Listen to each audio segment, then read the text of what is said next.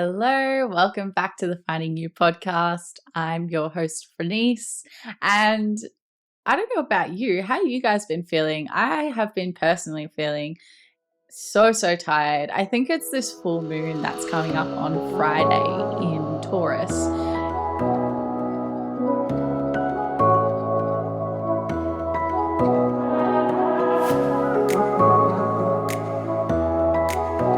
This week, I just really want to talk about women's health and feminine health, and in particular, the pill.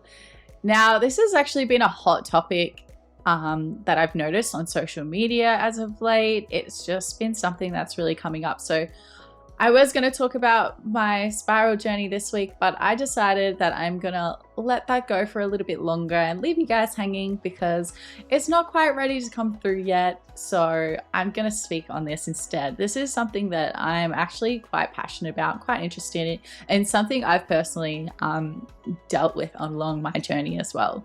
So the whole thing sort of sparked when I saw this post on Instagram. Let me bring it up for you. So this post that I saw on Instagram goes, an entire generation of women was prescribed birth control at the age of 14 for acne and irregular periods.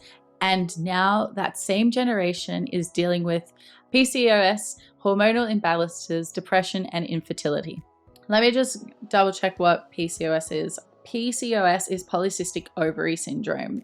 Super fascinating that so many women have struggled with their periods or don't have a proper understanding of their cycles and their periods.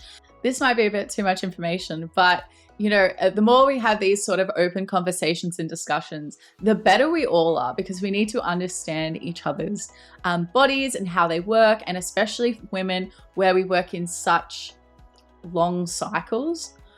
Whereas men, they work in the circadian rhythm of that 24-hour cycle. Whereas women, we work in the, let me look for the word. There's a word for this. Men operate on the circadian rhythm, the rise and fall of the sun each day. So 24-hour period. Whereas women work on the circadian and infradian rhythm, which is a 28 to 29 day hormonal cycle, which you can see is reflected in the moon and tides. Super fascinating when you start to get into women's cycles. However, I'm not going to jump into that today because there is so many amazing people that discuss this in depth, and especially working with your cycle. So if you haven't done that already, I highly encourage you to start looking into working with your cycle and how you can benefit from doing so, working with your cycle in the sense of resting when your body is in a low hormonal point versus being more active and doing more high intensity, say, workouts in your summer, your personal summer, where your body has lots of energy, the hormones are high, you're full of beans essentially. So today, anyways, I'm going to talk on the pill, because the pill in particular, and many other birth control systems, really impact and disrupt our natural system and cycle. So when I was about 16, I hadn't gotten my period yet, and I was petrified because my mother would say to me, if you don't get your period soon, I'm taking you to the doctors. Now, I was terrified. I thought that I was going to have to get injections. I was petrified of injections and speaking to doctors, and especially around the whole period thing, and like, oh no, are they gonna have to like look inside me to check everything's there? Like, super uncomfortable and not something a 16-year-old really wants to deal with. And eventually I think I kind of willed it on. I got it.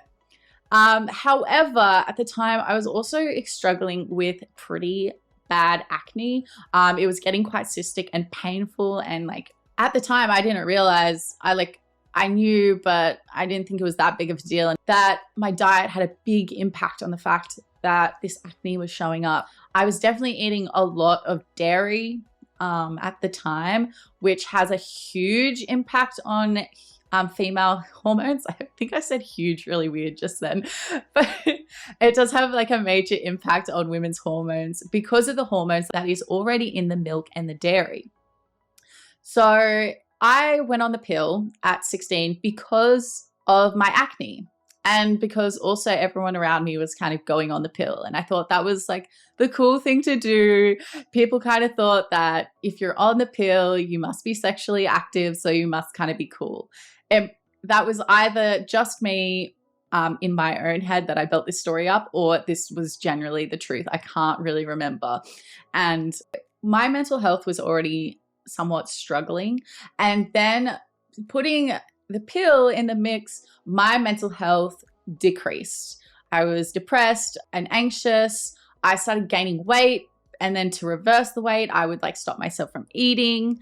And add on top of that, at the time of when I was 16, there was this big thigh gap trend that was in. What the heck? So that's a lot for a young 16-year-old body to deal with. So when it came to 2 years ago now, when I really began on the journey of trying to fix my health naturally. As I said in my previous episode, I was struggling with my mental and physical health. I was getting sick all the time, and no doctors could put their finger on the reason as to why.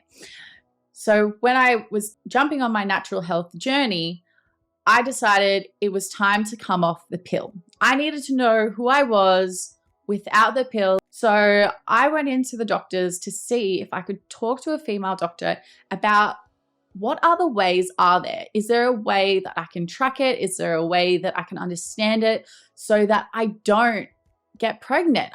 I went into this doctor, I sat down with her and I said, what other ways are there? And so she basically just said, you either have to be on birth control and have like an IUD or the pill or the rod. It's that or nothing. And I said, but I don't want any of those. So what other way is there? And she genuinely and condescendingly said, all I have to say for you is good luck. With major attitude, no problem. This woman was so sassy. And I intentionally went to a very high-end clinic because I thought they would have more information. Turns out not the case. I left that clinic and got in my car and started crying. I was like, oh my God, I don't know how to safely get off this pill so I'm not impacted heavily. I don't know how to manage these next few weeks as I stop. I don't know what's going to happen. What happens if I get pregnant? Everyone's saying that I'm going to get pregnant if I'm not on the pill. And I was in tears. I was a mess that another woman I was hoping to have a genuine conversation with couldn't provide me with that and couldn't support me. And especially someone who was a doctor that I confided in. Spoiler alert, I have not been pregnant. I have now become more in tune with my cycle and where I'm at and have focused on working with it more than against it. So coming back to the Instagram post, when I saw this, I was like, damn, it's so true. I'm not the only person that has dealt with this. And I posted that to my story, and there was so many women that put their hand up to say that, hey, yeah, I'm still recovering from the pill, or I tried to avoid the pill and I just knew it was doing so much damage to my body. And actually, I even had quite a few boyfriends saying that they've been supporting their girlfriend. One girlfriend in particular had polycystic ovary syndrome, and he was supporting her with naturally fixing that. Another boyfriend was highly encouraging his girlfriend not to be on the pill because he knew that it can do some serious damage. Personally, my partner was extremely supportive in me coming off the pill. And obviously, when I came off the pill, my emotions and whatnot started to level out.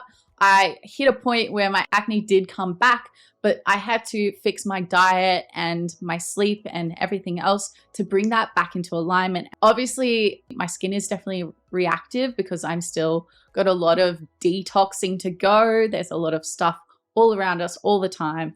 There is no way for me to have that done quick sticks.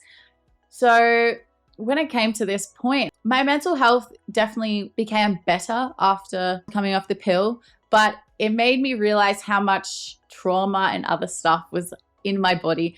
And thus, I was taken into my spiral journey. But for this time, I just really wanted to talk about my story and my journey with coming off the pill. I want you guys to be super open and aware that there is so many people that do support women coming off the pill and birth control. There is an amazing person called Franeiss. She teaches women about working with their cycle, going through all the phases. Some people call them moon phases, some people call them seasons, but essentially it's just the follicular phases of when we're ovulating, when we're not ovulating, etc., etc. There is people such as naturopaths who are incredible for supporting you in balancing your hormones naturally, if that's something you need to do. Another amazing thing to look at is, in fact, your diet. I cannot stress this enough, that your diet has such a huge impact on how you feel. Not only do you feel and relate to the world, our diet is so important, and the more synthetic stuff we put into our bodies, the more dairy, all those additives and hormones that we add in, it really impacts us. And especially as women, we are extra sensitive to this sort of thing because we do not run in the circadian rhythm like men do. We run in the circadian and the infradian rhythm. So supporting our bodies as much as we can to be our best version of ourselves and to find ourselves. Because without all these additives and medications that we always ingest and take in, how do we know what our true being is like? When we're constantly adding stuff in, putting all this stuff in to make us appear a certain way, feel a certain way, how do we know what our true form needs? How do we know what our body actually truly needs?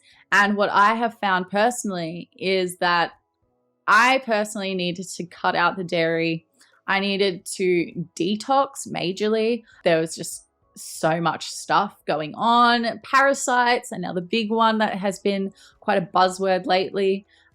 These are all things that impact us. And I really want to make a comment on detoxification, because when we speak of detoxification, there is 4 ways that our body detoxes itself. So that is defecation, urination, perspiration, and your breath and exhalation. I think that's how you might say it. Anyways, so just really looking into your systems, taking a bigger breath if needed to really clean out that CO2 that is stored in our lungs if we're not breathing in and out deeply. I think that's where I'm going to leave this for now. I hope you guys have learned something. If you guys have any more questions, just leave them in the comments below. Hit me up on a message on Instagram. I am quite open if there's any other topics you guys are down for me to talk about, and I will jump in and bring it onto the podcast. However, for the rest of this week, enjoy the full moon. Make sure you are releasing anything that no longer serves you. Use the power that comes with the full moon to let go. However, enjoy the rest of your week, and I will see you in the next episode. Bye.